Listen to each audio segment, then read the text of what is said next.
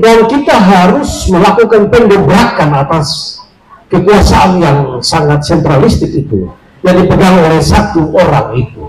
Karena itu kita harus melawan, memang harus membangkang, melakukan pembangkangan. Sebetulnya pembangkangan sosial itu sudah dilakukan oleh buruh, mahasiswa, petani, nelayan, sopir-sopir angkutan umum. Kita lakukan itu.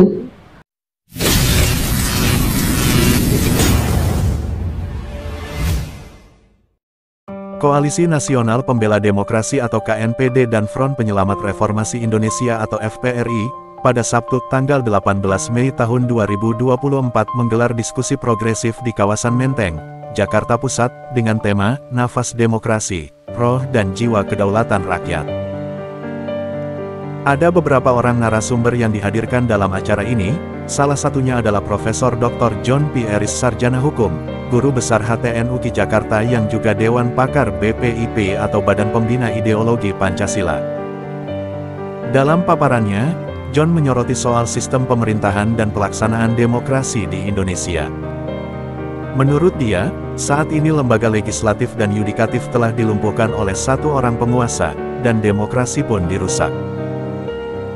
Bahkan, katanya, rusaknya demokrasi bukan hanya diakui oleh BPIP, tetapi juga oleh BRIN atau Badan Riset dan Inovasi Nasional. John menegaskan bahwa hal ini tidak bisa dibiarkan dan harus dihentikan. Bahkan ia juga mengatakan bahwa masyarakat harus melakukan perlawanan atau pembangkangan sosial, serta menciptakan reformasi jilid kedua, karena reformasi jilid pertama dianggap tidak membawa hasil yang maksimal. Sebab, saat ini Indonesia kembali punya pemimpin yang gaya kepemimpinannya bersifat sentralistik seperti di masa Orde Baru yang digulingkan rakyat pada tahun 1998, dan melahirkan reformasi jilid pertama.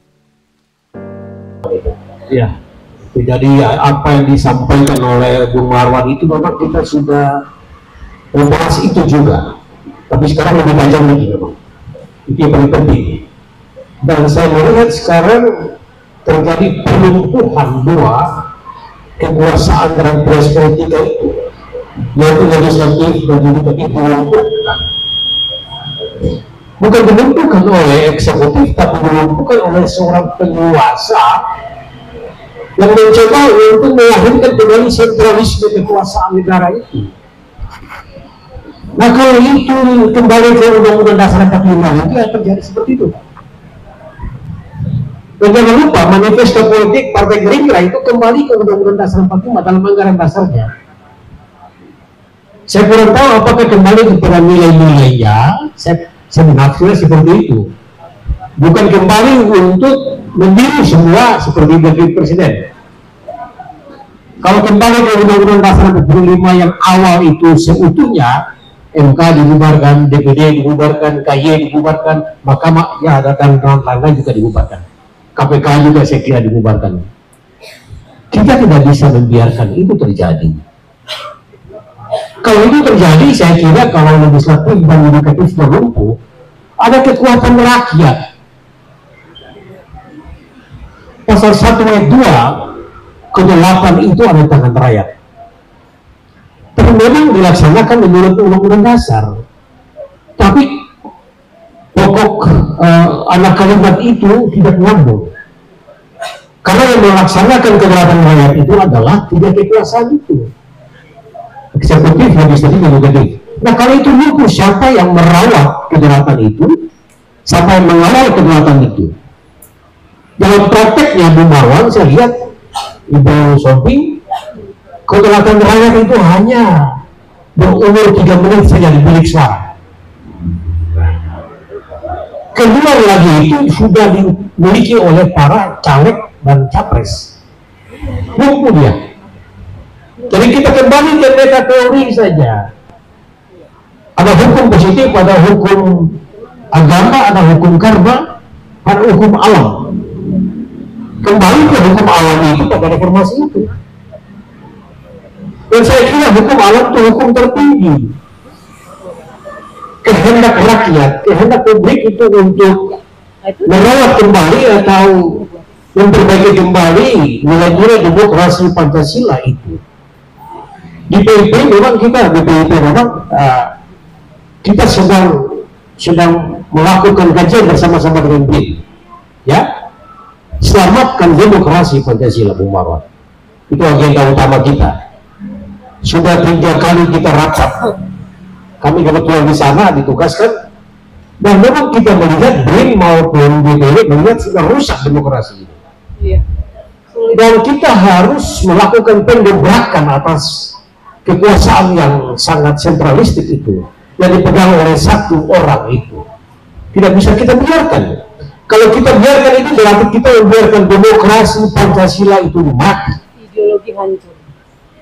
Catatan saya yang kedua, politik ketegangan kita, demokrasi kita yang sedang berjalan ini bukan lagi demokrasi yang arif dan bijaksana. Ya, kerakyatan yang dipimpin, kerakyatan itu saya terjemahkan demokrasi oleh hikmat kebijaksanaan. Penguasa sudah tidak berhikmat lagi, tidak bijaksana lagi. Seenaknya dia menentukan sikap, seenaknya dia menentukan keputusan politik, bahkan mempengaruhi dan melemahkan dua kekuasaan utama itu dalam teori trias politika itu, saudara-saudara. Karena itu kita harus melawan, memang harus membangkang, melakukan pembangkangan. Sebetulnya pembangkangan sosial itu sudah dilakukan oleh buruh, mahasiswa, petani, nelayan, sopir-sopir angkutan umum. Kita lakukan itu. Kalau pembangkangan itu kita lakukan, saya kira lumpuh ekonomi kita. Ya toh? Begitu. Lumpuh ekonomi kita. Itu berarti yang menderita siapa? Rakyat. Penguasa tidak menderita. Mereka punya stok uang yang banyak, stok pangan yang banyak, punya tabungan yang banyak. Mereka bisa bikin apa saja gitu. Kasihankan rakyat kita. Yang ketiga, saya kira menurut teman-teman di kampus itu sudah hukum alam melawan Ibu Sophie bahwa satu rejim itu dia berumur cuma 20 tahun lebih. Orang lain begitu juga kan? Orang baru juga begitu. Orang reformasi juga begitu. Kayaknya sudah waktu itu sudah muncul Bu Sophie untuk menciptakan lagi reformasi jilid 2. Dan saya melihat reformasi jilid pertama itu tidak membawa hasil yang optimal. Atau mungkin dengan kata yang sangat bijaksana, reformasi belum selesai sebetulnya. Ya. Struktur itu berubah, sistem berubah, tapi kulturnya tidak berubah. Struktur politik berubah memang. Ya. Dulu hakim-hakim Mahkamah Agung itu di tangan presiden semua. Sekarang nggak bisa. Komisi Yudisial yang mengusulkan fit and proper test, rapat anggota itu siapa yang menentukan ketua, dan itu presiden yang menentukan baik ketua MA maupun ketua MK. Bahkan dalam orde baru itu Soeharto menentukan siapa ketua umum PDIP, siapa ketua umum P3. Nah, kita meninggalkan itu. Muncul reformasi, ya, dengan tagline itu kontra hegemoni dan monopoli, dan berhasil kita merubah, ya, melakukan constitutional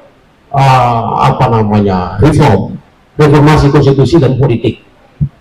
Amandemen dilakukan pertama, kedua, ketiga, dan keempat tahap itu, ya, dan sangat menarik. Walaupun menurut para ahli belum banyak yang bisa disempurnakan. Nah, karena itu harus ada amandemen untuk menyempurnakan itu. Kami kebetulan diangkat dengan 31 orang untuk menjadi komisi konstitusi pada waktu itu oleh Amin Rais. Kita usulkan rancangan amandemen kelima, tetapi sampai sekarang itu tidak ditindaklanjuti oleh MPR, ya. Dan saya kira kita harus melakukan selain itu gerakan besar yang disampaikan oleh Bung Marwan tadi itu juga. Beranikah kita melakukan semacam resolusi, ya, atau rekomendasi kritikal kepada lembaga-lembaga negara itu, pada pusat-pusat kekuasaan itu, ya, kepada ketua MK, kepada ketua DPR, kepada ketua DPD, ketua MPR, kita ke sana. Saya masih ingat pada waktu zaman Orde Baru itu ada satu kelompok, ya Hamka di situ, Mufti Ali, Dr. Simatupang di situ, namanya kelompok Cibulan. Mereka yang melahirkan yang Kekeng Soeharto pada waktu itu. Saya jadi lupa ya. Yang pada akhirnya menuntut Soeharto harus menyerahkan jabatan sudah cukup. Aduh, saya jadi lupa. No. Iya, nama kelompok itu, nama gerakan itu. Saya lupa deh. Karena sudah terkuras satu hari ini berpikir. Oke, Pak. Enggak. Kalau Cipayung kan mahasiswa, Cibulan kan para cendekiawan. Ya, saya besar di itu, dua itu. Nah, yang Cibulan ini yang menandatangani supaya Soeharto mundur itu. Petisi 50 ya. Itu. Petisi 50 melakukan itu, saudara. Bisa nggak kita menunggu itu? Dengan semua konsekuensi politik tentu saja. Ya, kita mencari dukungan juga dari para jenderal yang masih banyak idealis. Ya, jangan biarkan kita bergerak sendiri. Harus ada supporting system yang bergerak juga untuk mendukung kita. Dananya dari mana? Simpul-simpul bahasanya dari mana? Dulu reformasi berhasil karena dia dari kampus. Solid betul-betul itu. Saya kebetulan dengan Hendrik di UKI ya. Forkot itu. Anak ada Adrian Napi itu pun sambil ingat jarum itu ditusuk temannya. Jangan berbicara di depan itu. Mahasiswa saya. Tanya Hendrik ini, semua naik mobil absen, kalau tidak demo saya tidak lulusan. Karena ini pendidikan politik harus berangkat. Lulus semua. Nah, gitu. Jadi hidup. Karena rektor juga mendukung. Iya. Dewan guru besar juga mendukung. Nah sebetulnya dewan guru besar sudah solid. Sekali-sekali itu tim inti itu berbicara dengan mereka juga. Atau melarang bagaimana kita pikir kita memfasilitasi itu. Ada satu pertemuan khusus yang sangat eksklusif dengan guru-guru besar itu. Itu yang diharapkan. Ya, sangat mengapresiasi. Kan begitu? Iya. Saya kira itu intinya saya, karena jam 5 sebetulnya saya mau mengajar lagi. Terima kasih banyak.